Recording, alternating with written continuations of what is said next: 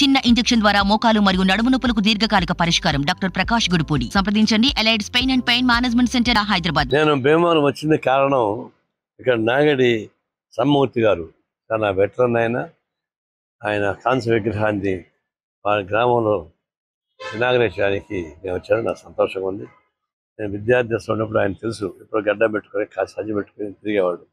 సమస్య అలాంటి కీర్తిశేషుల యొక్క విగ్రహావిష్కరణకు నాకు అవకాశం రావడానికి సంతోషం.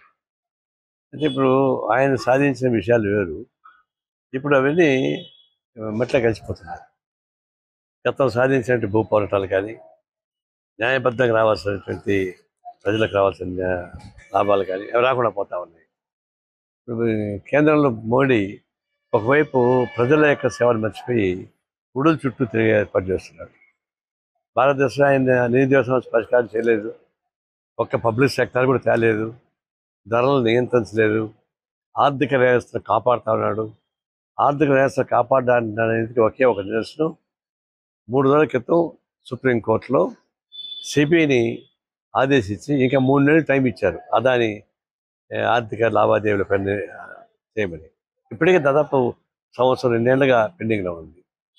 అది విచారించి సరైన నిర్ణయం తీసుకోమని చెప్పకుండా 3 నెలలు టైం ఏంటి, అర్థం ఏంటి?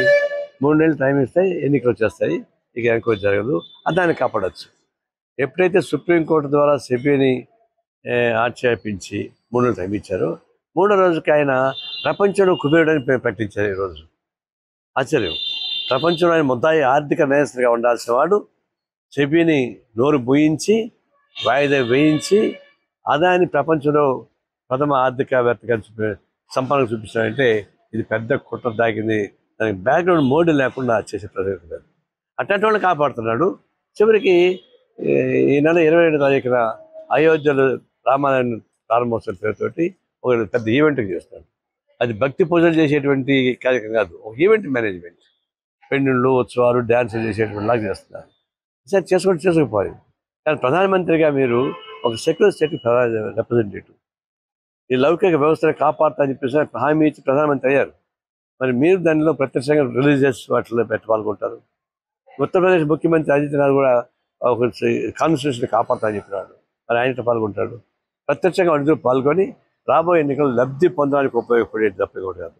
చూపు శివుడి పైన చూపు భక్తి ఏమంటారే, చూపు శివుడి పైన, చూపు ప్రసాదం పైన అంటారు. అట్లా ఆయనకి భక్తిగా అది కావాల్సింది, ఓట్లు కావాలా. ఓట్ల కోసం నడుకునే పద్ధతిలోనే అయోధ్యలో ఈవెంట్ చేస్తున్నారు. అందుకే సెక్యులర్ స్టేట్కి ప్రధానమంత్రి ఉన్నప్పుడు చేయడానికి ఖచ్చితంగా మంచిగా చెప్పేసి చెప్తా ఉన్నాం. అందుకే మేము దాన్ని పరిష్కరిస్తా ఉన్నాం, పోవడం లేదు. ఇప్పుడు రేపు పార్లమెంట్లో ఓడిపోతానని తెలిసిపోతాను. ఇండియా కూడా బలపడింది. రాహుల్ గాంధీ ప్రత్యామ్నాయంగా ప్రధానమంత్రి ప్రకటన చేశారు. ఎప్పుడైతే బలపడిందో ఆయన బలహీనపడుతున్నారు.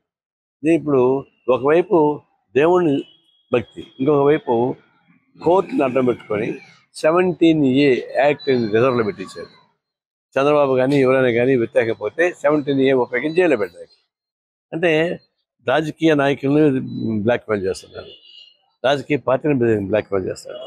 సో ఆ సొంత పార్టీలో ఎల్కే అద్వానీ లాంటి వాళ్ళు ఏ బాబరీ మసీదు కూలగొట్టి అయోధ్య నిర్మాణానికి ఉపయోగపడేటువంటి కారణకర్త అట్లాంటి అదానిని కూడా ఆ ప్రోగ్రాం రావద్దని చెప్పేశారు ఎల్కే అద్వానీని.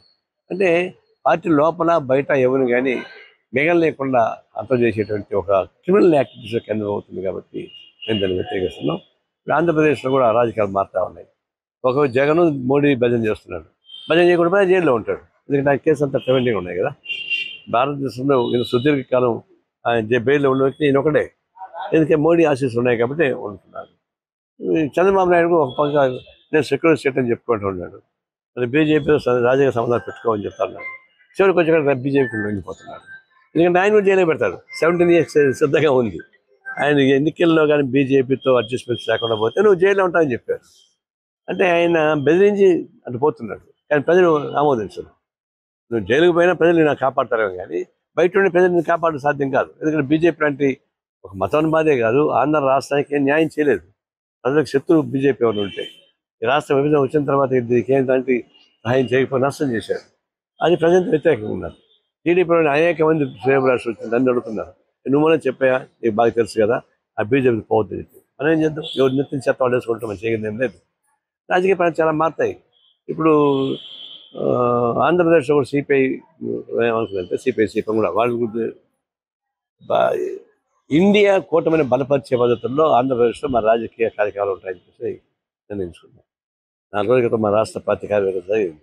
దాన్ని కూడా ఇండియా కూటమిని బలపరిచే పద్ధతిలో ఎంతమంది ఎవరు వచ్చినా వాళ్ళని ఆహ్వానించి ఈ కూటమిని వరకు బలోపేతం చేయాలి. బీజేపీని ప్రత్యక్షంగా కానీ పరోక్షంగా కానీ ఎవరు ముద్దు పెట్టుకుంటే వాళ్ళు నాశనం అయిపోతారు. దుస్రాష్ట్ర కవులు ఇరుక్కుపోతారు. వాళ్ళని కాపాడడం మనమే కాదు.